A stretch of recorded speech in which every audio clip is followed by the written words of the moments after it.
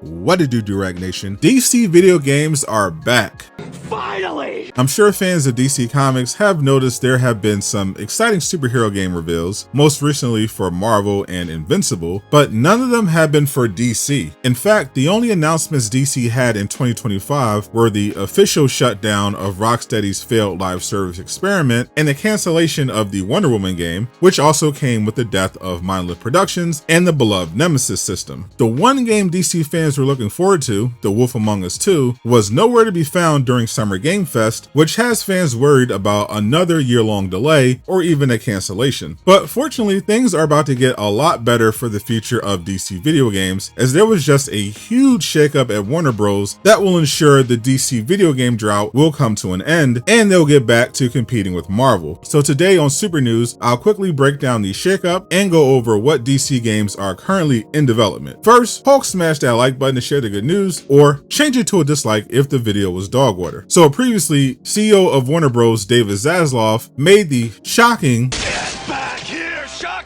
discovery that people love video games after the massive success of Hogwarts Legacy, and decided to come up with a plan to develop more games based on the popular IP they control. The general overview was to prioritize games based on Mortal Kombat, Hogwarts, Game of Thrones, and DC Comics. Well, the investors and other executives are all in, and this whole thing has just been made official. Variety dropped an article detailing the full restructuring plan of Warner Bros. Gaming. Under the plan, 3 game studio heads have been promoted to senior vice presidents of development to oversee those 4 video game franchises I named. Yves Lachance, who was hired away from Bethesda to run WB Games Montreal, will now be in charge of developing video games based on Harry Potter and Game of Thrones, while Shaun Himmerick, the head of NetherRealm Studios, will be in charge of development for Mortal Kombat and DC video games. All of them will report to JB Perrette, who was put in charge to replace David Haddad. Haddad had been running WB Games into the ground for the past decade, which included canceling games based on Superman, The Flash, and Constantine, as well as messing up the development of Gotham Knights by trying to force it to be live service slop. New head of DC Studios, James Gunn, has also been actively involved in helping the video game division, previously confirming he's met with Rocksteady and NetherRealm and has a game based on his DCU set to be revealed in the next few years. In addition to that mysterious DCU game, Rocksteady is in early development on a new single-player Batman game, according to Bloomberg's Jason Schreier, and Injustice 3 appears to be in development at NetherRealm, who officially wrapped up support on MK1. According to Ed Boon, the original plan had been to make an Injustice 3 instead of MK1, but they needed to pivot due to numerous struggles behind the scenes, including the pandemic. DC has also gotten more aggressive about licensing, as we just saw David Corenswet's Superman make his debut in Fortnite. DC has tremendous potential to take back the superhero game space from Marvel, as they are sitting on many potential hits, such as open world games based on Superman, The Flash, or Green Lantern, as well as a long overdue sequel to DC Universe Online. A Superman game in particular should be a priority, as the James Gunn movie is currently tracking to be the biggest of 2025. Marvel and DC competing again would just mean more great games for the rest of us. Speaking of Marvel, people who thought the upcoming Marvel's Wolverine game was canceled just got an official answer from PlayStation. Click the video on screen to learn more.